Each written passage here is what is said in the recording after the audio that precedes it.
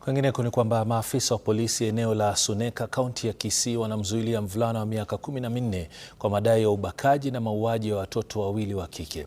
Watoto hao wa umri wa miaka 4 na 5 walitoweka siku ya Jumanne kabla ya miili yao kupatikana kichakani. Franklin Wala anaarifu kuhusu kisa hicho, huku polisi wakisema uchunguzi wao unawatafuta washukiwa zaidi.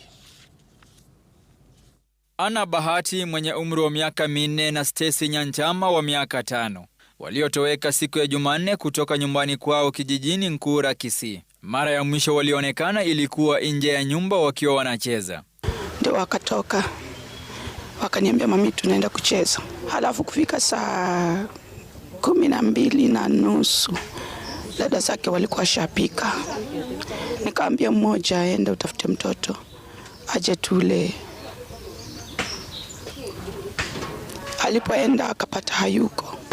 Anti alikuja akaniuliza kama tumeona mtoto, so tukazunguka tukaenda tukaweka report. Before tuweke report ndio tulikuja tukapata watoto wamewekwa ndani ya gunia wametupwa. Asubuhi ya leo tumeamka, mali walikuwa wametupwa tukapata slippers zao ziko ndani ya choo. Next mali wametupwa kwa compound fulani imefensiwa. Juhudi za kuwatafuta watoto hao ziliishia kwenye majonzi baada ya miili yao kupatikana katika shamba moja wakiwa wameuawa.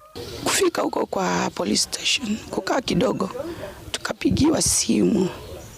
Watoto wamepatikana wako ndani ya gunia, wote wawili. Sasa tukaanza kung'ang'ana kutafuta. Kidogo tu nikaambia mama mwingine, hapa mwalimu ananipeleka miro yangu imekata. Mtoto wangu sioni kama ako hapa juu.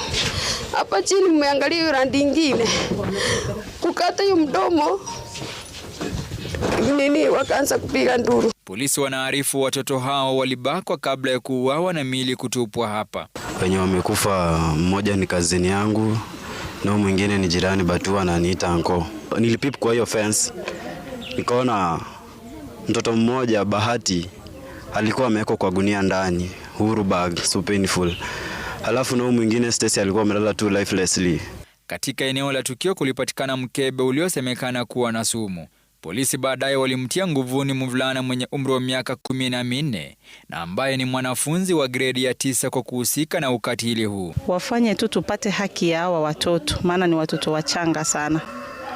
Na wa reinforce security kwa hii ward yetu ya Mrenda. Miili ya watoto hao ilipelekwa katika makafani ya Kisii ikisubiri uchunguzi wa maiti. Franklin Wala, Runinga ya Citizen.